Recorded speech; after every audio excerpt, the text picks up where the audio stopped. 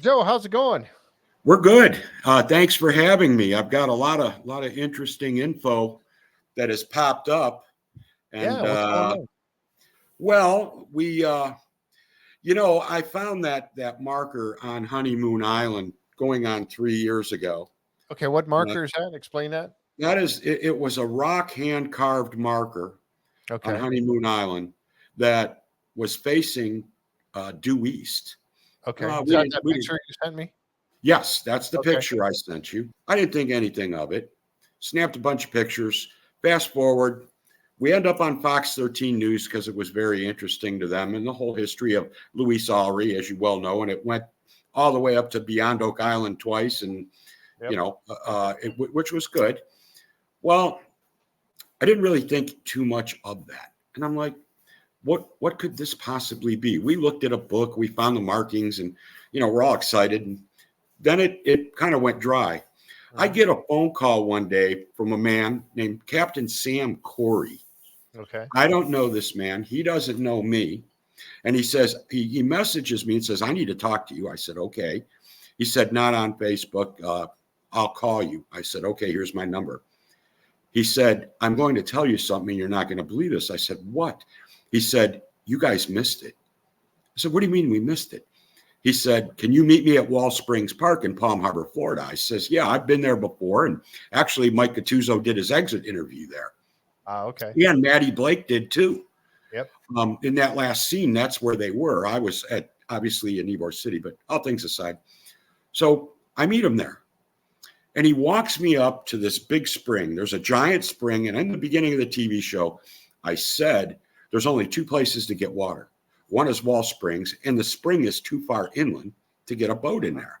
I remember The you other talking is, about the other is Anclote, obviously a Spanish well, where you could get a big boat in.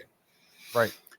Then he holds up the picture from Fox 13 News, which came out of my cell phone, and he goes, you found this on the east end of Honeymoon Island, did you not? I said, yes, I did, real close to the beach area. And he said, it's facing east, right? I said, yeah. He said, look at the rock, look at the carving, and look at the arrow in front of the carving. He said, Aury put that marker there so he'd know where to go 204 years ago in up to that spring to find where he buried stuff. Well, let me tell you, the hair on our arms stood up because I looked at this rock 110,000 times and never picked it up until this man did. Wow. So needless to say, we have to go the right way, and we do go the right way. And I talked to a park ranger, and they're pretty excited. Well, said another ranger calls me, the head ranger, and he says, you need to fill out a permit application. I said, absolutely. I said, I'll explain everything we want to do. All right, I do this. I hand deliver it down to the office. Hand deliver it. 4 days later, I get a scathing email from the same person calling us collaborators and prohibiting us from GPRing in the park. Oh, wow. Now, I advise them, even in the permit, we are not digging anything. We have a good idea where something might be. We want a GPR only. And when we GPR, we will report it back to you of our findings, and you can make the ultimate decision. Take it from there, whatever you want to do. Right. And that's generally the protocol for that sort of thing, right? Absolutely. Absolutely. So then the Suncoast News gets word of it. And Pat Tillman, real nice reporter, she did an article on me about a year and a half ago at Anclote. So I met with her and I told her, showed her the pictures, that you have, and told her, look, there's no doubt about it. If you go to Google Earth and you blow up Google Earth, where I found that marker, I have the latitude and longitudes. Oh, wow. Okay. It's on the east side of the island. And guess what? It faces Wall Springs Park. Honeymoon Island is in Dunedin, Florida. Wall Springs Park is due east of it. Well, then we find out, we asked each other the question, why would Aury hide anything there? Well, again, it gets back to after the Beyond Oak Island show. Well, think about it. The guy was all about burying stuff around springs. The storms come, the storms go. The springs will always be there. That spring could Right. have been there for 1,000 years. We don't Right. know. Trees and markers like that are going to go away when They're a going big to go storm. away. Exactly. This will always be there. So as of this morning, it's out there. And I know you're friends with me on Facebook. If you look at Facebook, my post today, I will show you a very, very detailed photo of those markers on that rock. We enhanced it, and it's pretty good looking. It also is on the suncoastnews.com Hit Pasco section in its front page story, and a big picture of that, and obviously me and a couple other things. The surprising thing about this find is that it can truly be a part of Pinellas County history. Mm-hmm. Now, I, for one, understand why they would be alarmed at us wanting to GPR that area, but we made it very clear on that permit, we're not going to dig anything. We will bring that to you and get your approval for the next step of what you want to do, if anything. But we have a pretty good idea of what is there and where it is actually. Did you go back to them with that, and are they going to let you explore this a little bit, Well, or you haven't been back? they have not answered me yet. But again, the newspaper article, their worst nightmare, came out actually this morning. And of course, you know, I think what's going to happen at Wall Springs Park is the inevitable. Hope they have enough. Hope they have enough parking spaces in overtime, because they're going to need it. And Yeah, I see it right here. I just avoided. pulled it up. Palm Springs or Palm Harbor treasure hunter has his eye on Wall Springs Park. Did you see the photo in there online? Yeah, that's the other rock. There's a picture of the rock with the markings, and you can clearly see the horseshoe. You can see the well. It's clearly on that picture. We are professionals. We are not collaborators. Right. We're crying out loud, as you well know. I've been on myself 3 worldwide TV shows, Fox 13 News once, ABC Action News twice, and now the Suncoast News twice. Right. I think that might hold a little clout. I think so. Yeah. I mean, if something was found there, do you know how many tourists that come to Pinellas County? Hey, we need to go and see where that treasure hunter guy that lives there found that treasure. Yep. I mean, it would be huge for Pinellas County. Yeah, it definitely would be huge. History is history.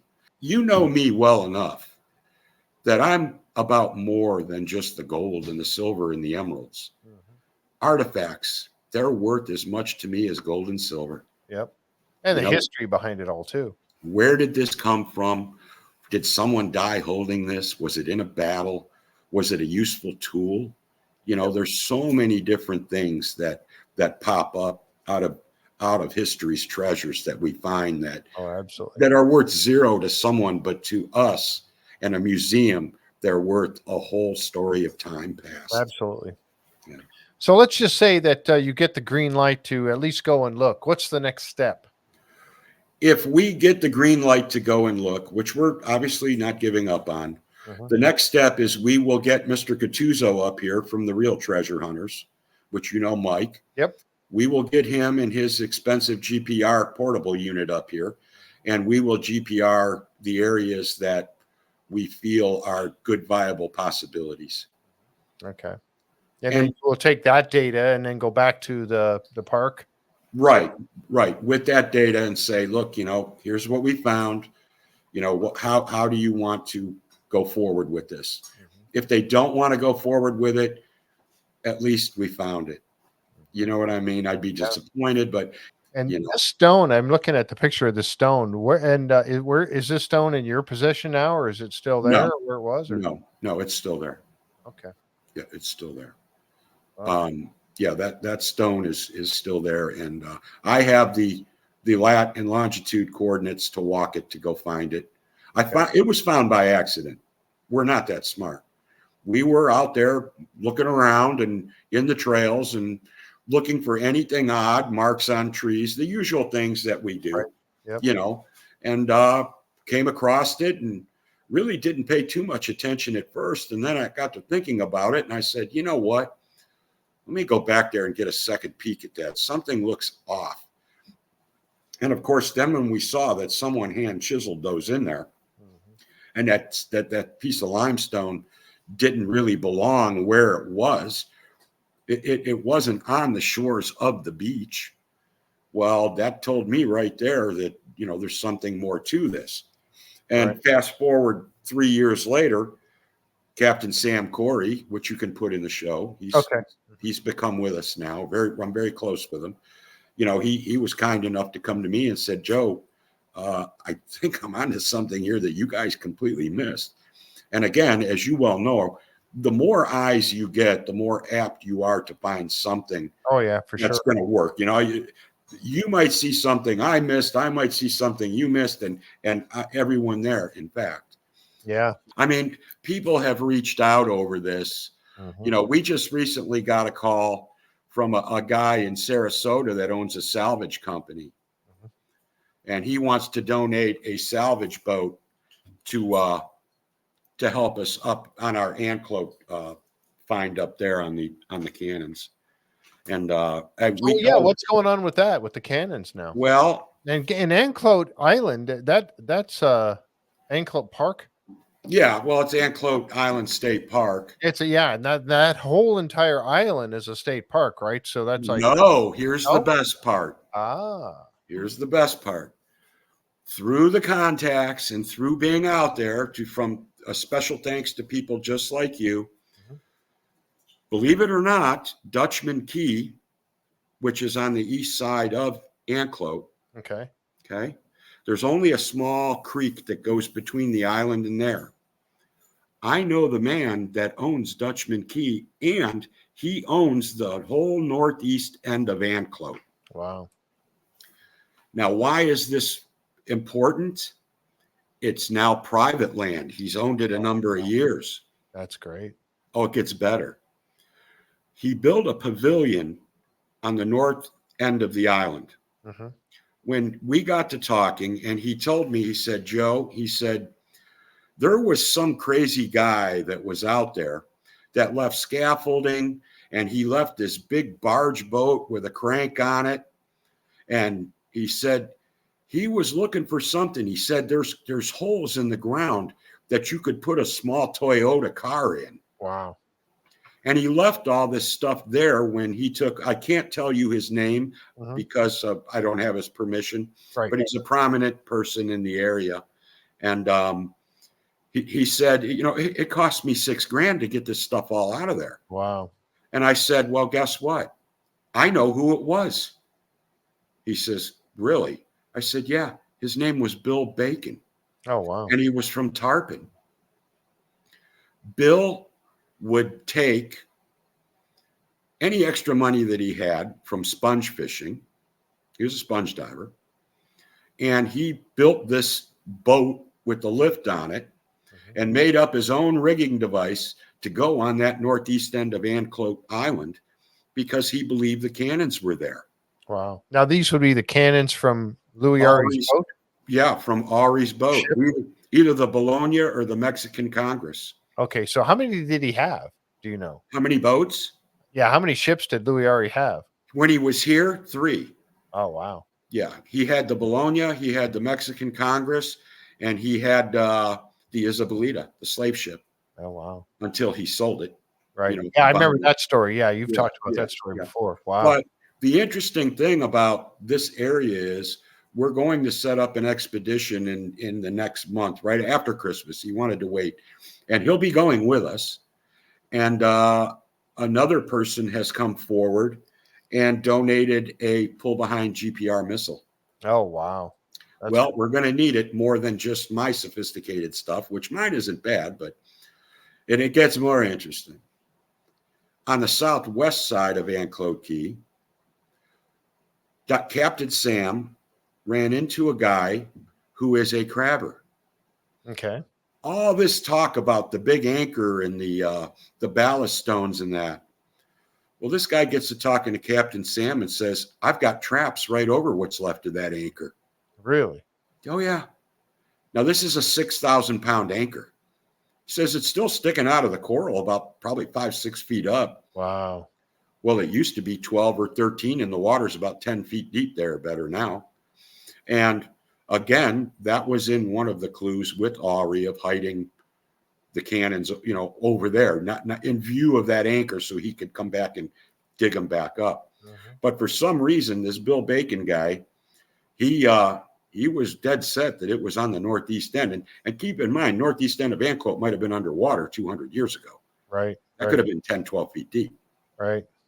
Wow. And we can't get a hold of Bill Bacon because word has it he did get arrested federally. Oh, wow.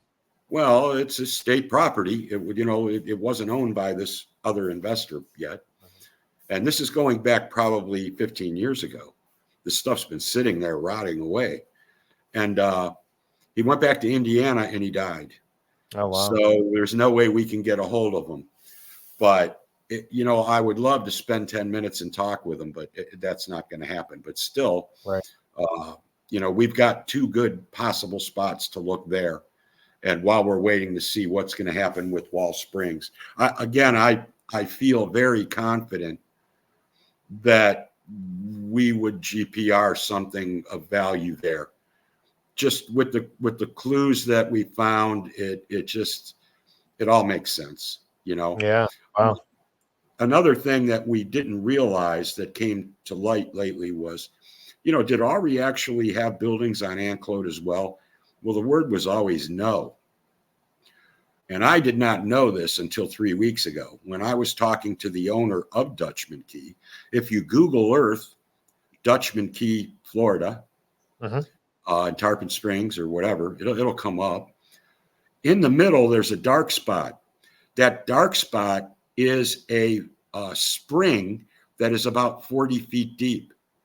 And guess what? It used to be fresh water. So now you have it. Now we know Aury could have survived on Anclote as well as having to survive on Honeymoon Island. Right.